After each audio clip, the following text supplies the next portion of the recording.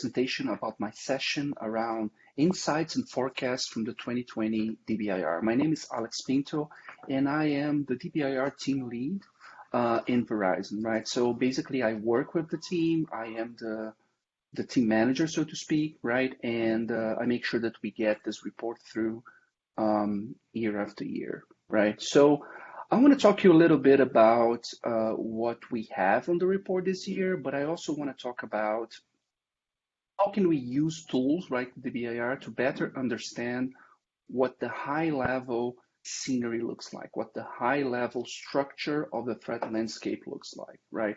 And it's very important. This is one of those see the forest and not the trees, right? And how having such a consistent database over the years can potentially help us, right?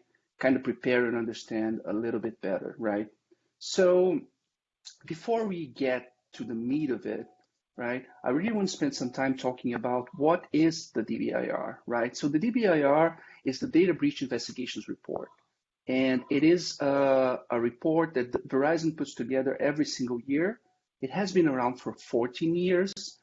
And I guess in a nutshell, right, what we do is we collect data from several different data contributors, right? And we're very, very thankful to each and every one of them, where they provide us information about breaches and incidents that have happened, right? So, and then we go through a lot of work in order to categorize those breaches and then perform analytics and try to and put together the report showing the results of those analytics in a way that could help people understand what they should or shouldn't do, or how to shape their strategy as far as security according to what's happening in the threat landscape, right?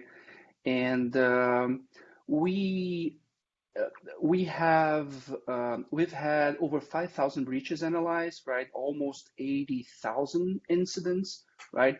And we're going to be talking about some of these results in the specific framing that we've been talking about. So I just want to address the moving distracting thing on the screen, right? Every year we put together something that a cover that has some significance to the data, right? And this year we've been working with double pendulums, right? Each one of these pendulums represents a type of breach, right? We have something we call the patterns in the DBIR, which means, oh, these are, it's like easy, simple ways to categorize the data, right? And each one of those pendulums, they have different weights and lengths based on how representative they were on the data set, right? And really, and this is what this, both the cover and the inside covers and of course the animation is meant to represent, right? If you're curious about it, I'm gonna be repeating those links at the end, but the report is, it's very easy to remember the URL, right? You can find it there and you can read more about it. Okay, but what did we talk about this year, right? So I guess, the 2021 report, and actually any report, is always about the previous year, right? And this was a report that we approached very carefully, given on how different and how potentially impactful 2020 is, right? And I'm pretty sure none of you want to necessarily revisit 2020, right? We're only going to be talking on a breach perspective here, right? But we were very curious at the time, right? And we even put together a sort of a forecast document right about August of 2020, where, okay, how could the pandemic and the lockdown and the acceleration of digital transformation and moving forward with the moving people to the cloud, really working from home, right? How did that could potentially affect the overall threat landscape? And we found some very interesting things looking at the data, right? And this is a parallel coordinates chart. I used to call this the subway chart because it kind of looks like the tube map. But really the idea here is to understand what was on top on this 2021 report here, right? Which ones were the ones which were the most pervasive, right? And phishing has been on the lead for a while, and use of stolen credentials has been going with it. And the second spot for a while, you can see ever since 2019, this has been what has been on top, right? But I think we're going to be talking about all those things here on the right side. But really, the fact that phishing went up 11% is something very significant as far as what 2020, right? Credentials, we're not going to be talking so much about this increase, but the pervasiveness of it, right? I mean, we cannot not talk about ransomware. I think it's pretty clear. I assure you, this is not going to be the only talk you're going to see in this conference speaking about ransomware, or even the Colonial Pipeline thing, or any other high-profile incidents that may have happened between me recording this, right, and you folks actually seeing it, right? But it's interesting to see how much phishing, use of stolen credentials, and ransomware, right, played a significant part as far as the top three here on different causes of breaches, right? And I mean, before we dig into the meat here, right, I really want to emphasize that those were the top ones, right? This is a different way of looking at the same data. I mentioned the patterns in the beginning of this presentation, right? And this is how the patterns, they represent themselves, right? So in breaches, you're going to see social engineering, which is pretty much anything with a kind of a social outcome. Not only phishing, but business email compromise will fall here, right? Basic web application attacks, which is, I mean, by and large, encompasses use of stolen credentials and against web applications, of course, but everything's a web application now, right? That's kind of the tagline here. And things like cloud-based emails, right? They became very susceptible to credential abuse and credential stuffing, right? It's one of the things we're going to be talking about. And finally, system intrusion, where we see things like ransomware, what we were just talking about. This is where our more, how can I put it, advanced, right, as people would say, attacks live, right? Also, I think one thing that's important to point out here, right, we're not going to be talking about errors in this presentation, right? We're really looking around external attackers, right? And errors, really the essence of errors is that someone in an organization, they did something and left some data hanging around and there was a problem. But it's important to put this in perspective, that the amount of breaches that happen with errors, right, because of errors, is almost as big as the amount of breaches that happen because of something like a system intrusion and compromises with malware and specific hands behind keyboard hacking, right? So it's good to have this perspective, but yeah, we're pretty much going to be focusing on this top three, right? And we're not only going to be focusing on this top three, right? We're going to be focusing around the fact of what works, right? Because we were talking about the growth before of phishing and ransomware, right? And it's really much a game, it's pretty much a game about return on investment, right? One of the things that we cannot be emphasized enough as we're doing this work, right? And I'm pretty sure that anybody here that has a background on law enforcement, right, or has done or does work with a nation's cert, right, they will clearly understand that there is a very, very much a clear focus on finding the shortest path to profit, so to speak, right? And this is absolutely 100% represented on the data as we see it, right? And I really want to point out from here on the next slide, which I'm pulling up, right, that it is a financial game, right? So we're going to be focusing on specific breaches which have a financial outcome, as I was talking about, and also that came from external, like I mentioned, which is by and large the vast majority of types of breaches that we see on the report, right? And not only on the report, but also, I mean, this is obviously represented on by the data that we get from our partners, right? And you were seeing, sorry, you were seeing the movement, right? And really the movement on these charts, you're going to see some of these charts wiggling here. It's just to represent our uncertainty, right? And I mean, everything, if anything, if folks have read the DBIR before or are interested in reading the DBIR, we're very much statistic nerds, right? And we like to be very clear about our biases and statistical errors and things like that. But even with statistical error, even with all this wiggling here, I mean, it's quite uncontroversial to say that, quite correct even, that external and financial are going to win the ticket here, right? So how do you increase your return on investment if you are an attacker? And please, please do not take this advice literally and become an attacker and use these learnings for your benefit, right? But there are two main trends, which, I mean, in retrospect, they seem obvious, but it's interesting to see how they manifest, right? You're either going to improve the processes that you have. So you have some attacks which are simple, which are effective, which work very well, that you're going to keep trying to optimize, right? Or the attackers are going to try to discover some sort of new type of attack, a new methodology with a high return on investment, right? And I don't necessarily mean that something came up, that something happened, right? So we could talk about supply chain breaches, but they have been happening for a while. Most of them are still on very much the espionage bucket, I would say, right? But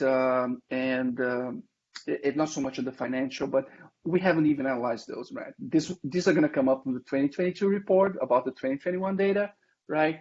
But what does an unknown attack look like? What does really shifting the landscape looks like? And did the landscape shift with COVID, right?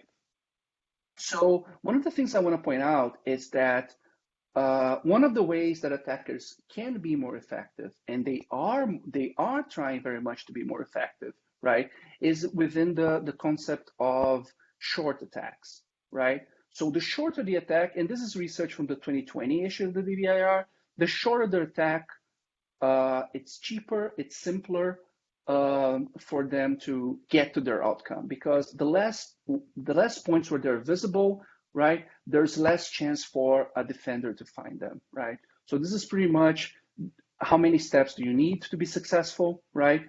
And how much how to get to the outcome faster. You see how they very much concentrate on the beginning, on the number of steps here per breach, right? And you don't get that many breaches with 30 or 20 steps, right? Which, I mean, the successful ones, of course, right? So as we talk about those things which are very known, very understandable and very common, right? We really have to talk about this phishing increase, right?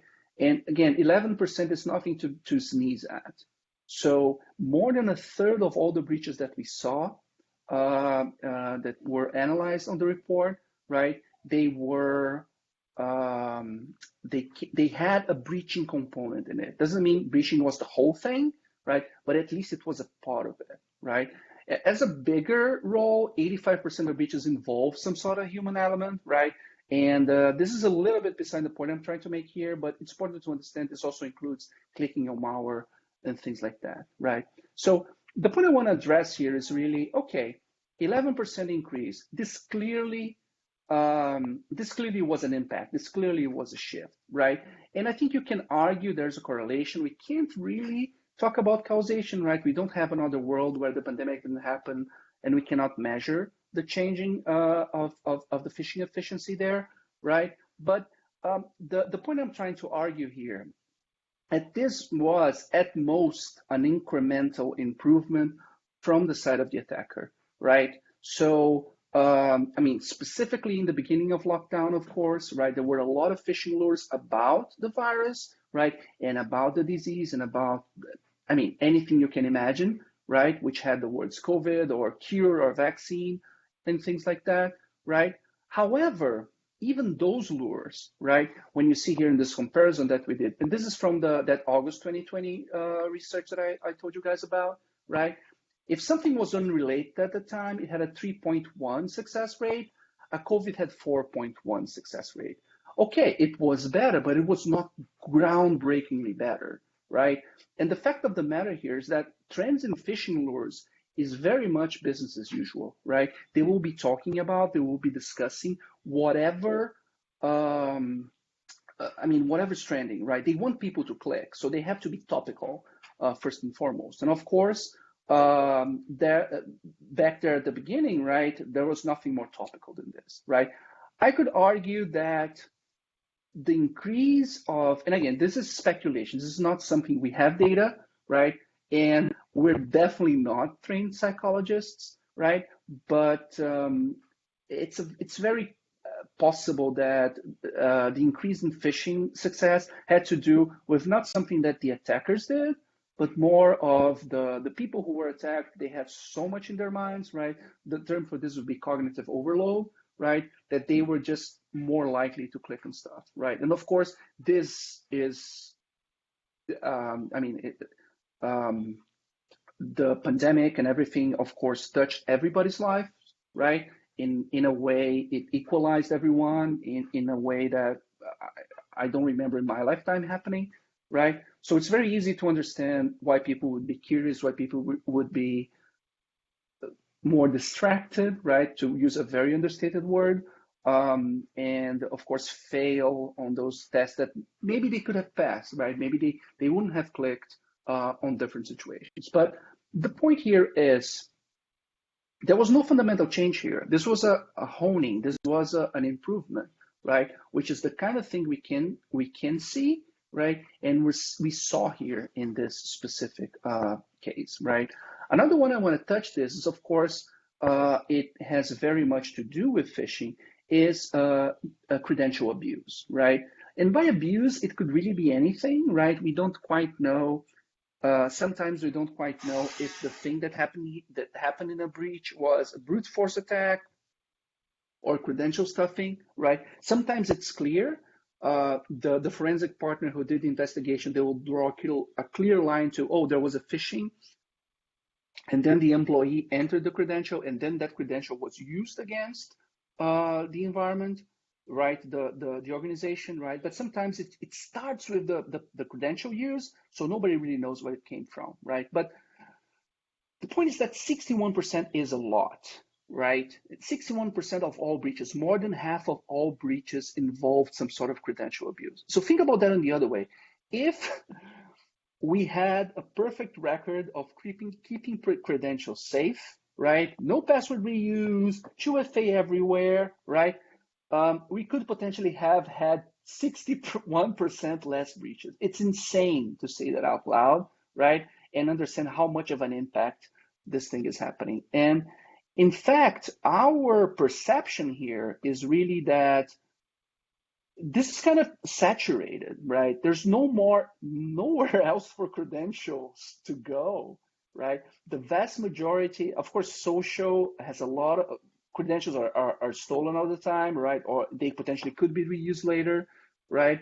And most of the top two is showing there on the pattern slide, right?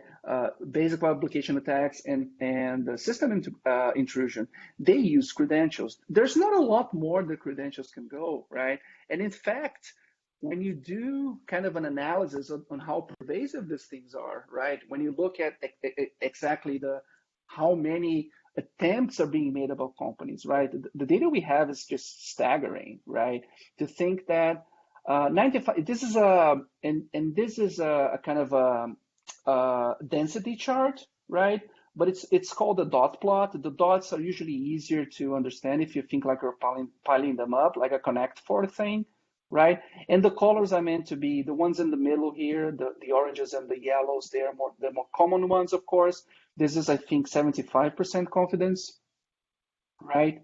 And the greens are 25%, are 95% confidence, right? So 90. This is not the statistical definition, but the way to understand this is that 95 of everything that happens would fall between 600 and 3.3 billion. But think about that number: 3.3 billion malicious logins attempts against a single organization through a specific year. That's 105 attempts per second, right? Obviously, this should be controlled. This is not controlled for size, but gives you a sense on how pervasive and how those different things happen, right?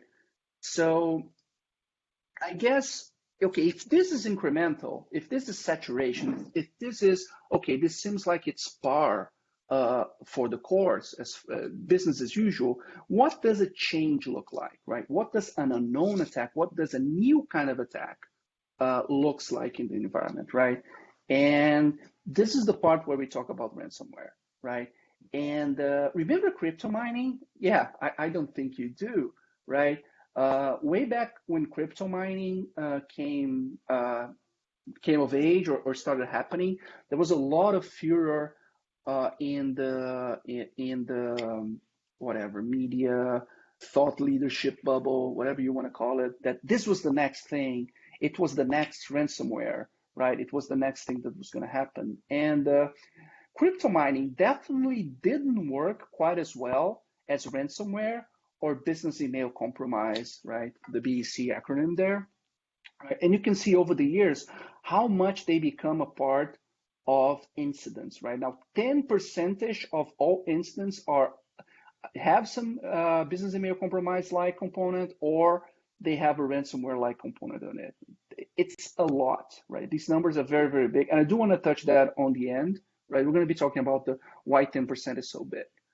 But they, at the end of the day, right, you have to understand that the trait that business email compromise and ransomware share is that they make it very easy for you to monetize a breach, right? So if you have enough information about an organization or the way an organization is set up, you know who the CFO is, you know who the CEO is, right? You know who an account person or a payments person is, right? You can weaponize that with a very well-crafted email, which, look, it may sound like, and this is something I think we have to be very careful with, right? You're like, oh, who's going to believe in someone sending an email to pay, to give money to someone else?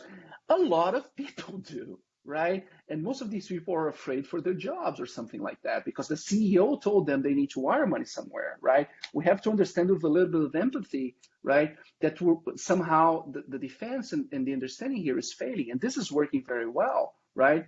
And ransomware, it actually makes a different change where breach, getting into the breaches sometimes it's a mostly automated endeavor, right?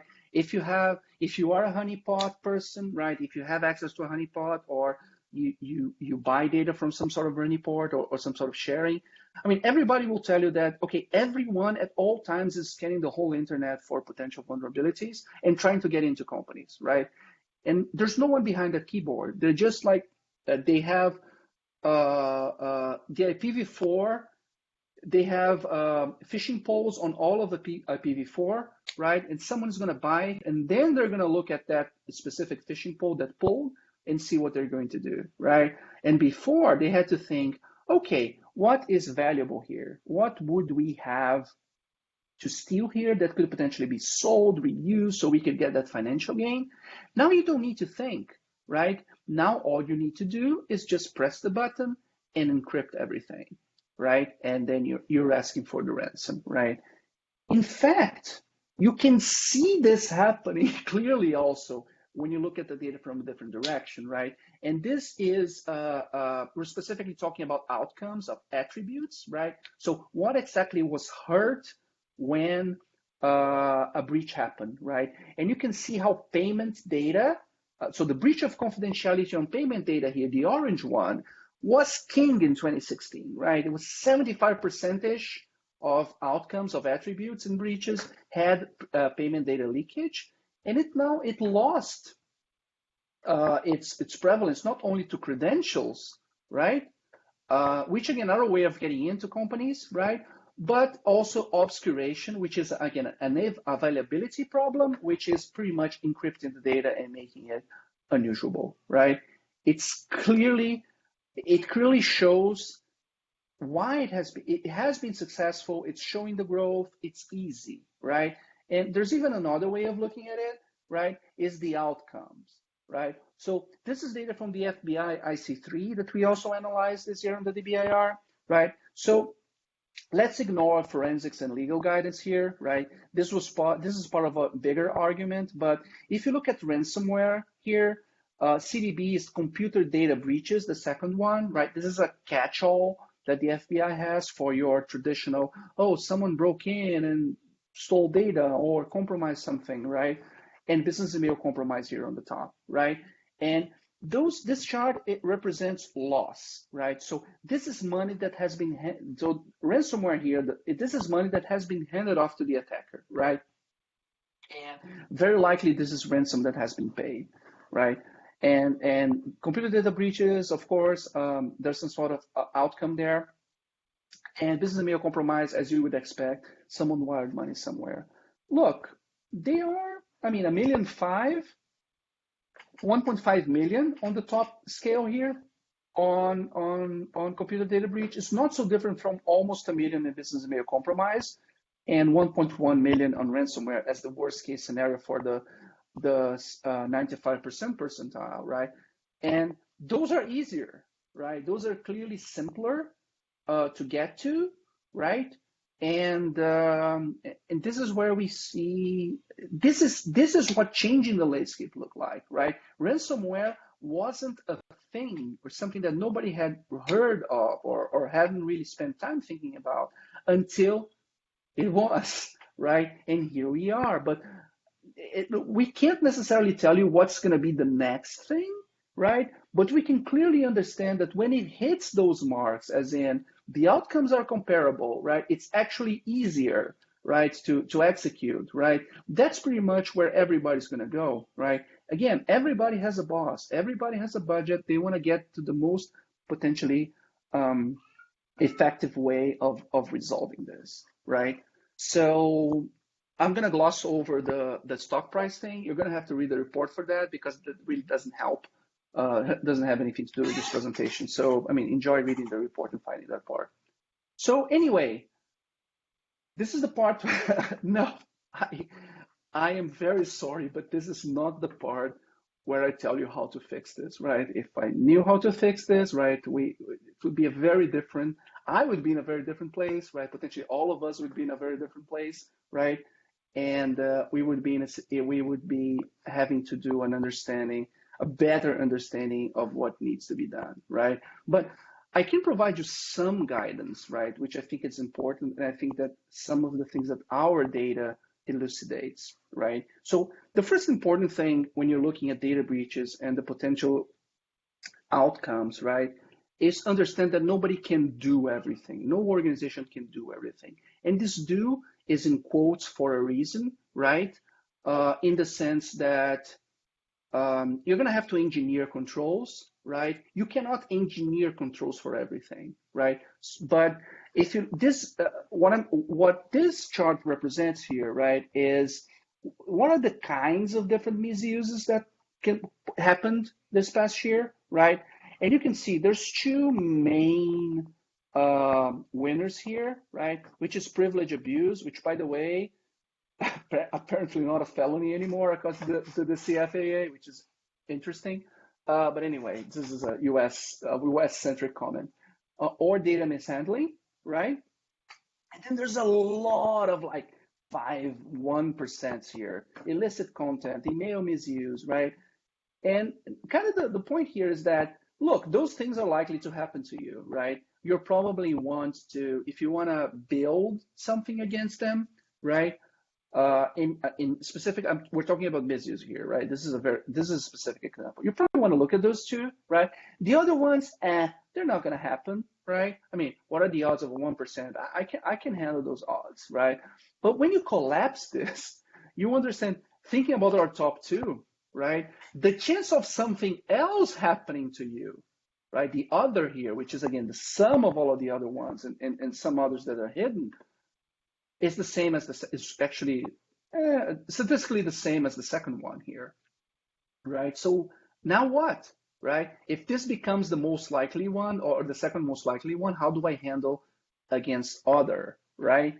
And the bad news is that everything is like this on our data set, right? We spent some time calculating the Gini coefficient, right? And some of you folks who are like economic buffs might recognize it from like income inequality analysis, right? And really trying to understand how much of breaches are concentrated on specific actions or specific things, right? Those numbers are very high, right? Those numbers, they sit between, I believe 74 to 85, right? Where 100 would be everything is very unequal, right? So one variety has everything, and where 0 would be all the varieties, everything has the same chance of happening across the board, right? So this is not just a misuse problem, which is the one I used to illustrate this. This is a problem everywhere, right? So, I mean, do your best, Bernie Sanders or Jeremy Corbyn voice, right? And read that the top 3% of varieties are responsible for 87% of the breaches, right? So you may think, oh yeah, so that kind of gives me a pass, right? Because I mean, maybe if I focus on the top 3% of varieties, and the truth, that's not true either, right? Something is going to happen, right? We were talking before about specific focuses on ransomware and specific focuses on business email compromise, right? This is an analysis across the whole data set, every single possible outcome we had on the DBIR using simulated total costs for breaches, right? You're looking at again, at the 95 percentile, something between $800 and $65,000 as your potential outcome. You're gonna get owned, right? And it doesn't matter. It's not gonna be just by those things, right? So it becomes really a problem of how to handle those specific things. And the helpful, unhelpful guidance that we may provide here, that I may provide here, is really that the way you should think about this is that there is a norm, right? There is something that happens. There's something that is expected to happen, right? And this is kind of the work that we try to do in the DBIR, show you what's more likely to happen, right? These are 100% the ones you should engineer for, right? So I have a specific amount of budget. There's something, I can only do this much, right? To build specific defenses, right? You should be looking at your industry vertical. You should be looking at the maybe regions as well, as the DBIR has that breakdown, right? And say, okay, these are the things I should engineering from. Those three I mentioned, credentials, phishing, and ransomware, are 100% what you should be building against the better possible way, right? These are across the board, very popular in the worst terrible sense of the word, right? And they just happen a lot. But there's all the other things, and you cannot train for those. You cannot engineer for those, right? You have to have people who are versatile. You have to have some sort of ops, right? That will be able to, some sort of response team that would be able to handle those things, right? They won't be as frequent as the other ones, but when they happen, you're going to need some sort of like quick thinking on your feet in order to be able to handle them, right? So anyway, let me just go back to the slides here. And while we're talking about engineering, right, I just want to, again, hone in onto some of the recommendations we put on the report, right? And again, we kept it very short this year because we want to really, really focus on the things that were really, really bad, right? And we're really talking here about, although there are 4 controls, the 2 in the middle are very much impacting credential stuffing and credential reuse, right? So these 2 kind of address the credential problem. Secure configuration of enterprise assets and softwares can mitigate not only against malware, but also against errors, right? And of course, security awareness and skill training could potentially help with the phishing outcomes, right? And it's something that I'm not going to say it's forgotten. I think everybody has been doing a good work on, I mean, there's phishing simulation companies, all those sorts of different things, right? This is very much at the forefront of what people do. But this is clearly a problem. This is clearly something that needs to be continuously improved and continuously finding new ways to do better against this. So anyway, that's kind of the presentation. Before I close off, I just want to give a shout out to the DBIR authors. It's actually a team of 5 people who you may or may not know. I'm very, very thankful and honored to be a part of the team here, right? And I'm going to leave you with this resource page, right? Which kind of links you to the report, links you to the data breach landscape for COVID-19, which you published on August, right? You guys might be interested in looking at that as well, right?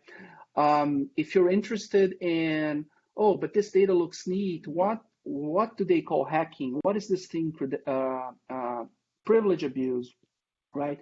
The standard we use for breach classification is called VERIS, right? You can follow that link there as well to learn a little bit more about it. If you're curious about VERIS, if you're curious about how you can contribute to the DBIR, please get in touch, right? We literally live for this. This is literally our job, to help people to understand, use the data better, understand better how they can be a part of it, right? So, I mean, a couple of emails there, one for me, one for the team. So, I mean, I'm pretty sure you guys can use an email client. So no excuse for not reaching out. So anyway, want to thank everybody very much, especially if you stuck here to the middle, right? I should have thought about an Easter egg to say here. Like you can say a special word for me, and then I don't know, I give you a hug the next time we see each other. But anyway, enjoy, right? And hope to see you all in person next year, right? Hopefully in whatever, I think it's Dublin. But anyway, doesn't matter. I'll be there. I'll do my best to be there. All right, folks, thank you very much. And I'll see you folks around.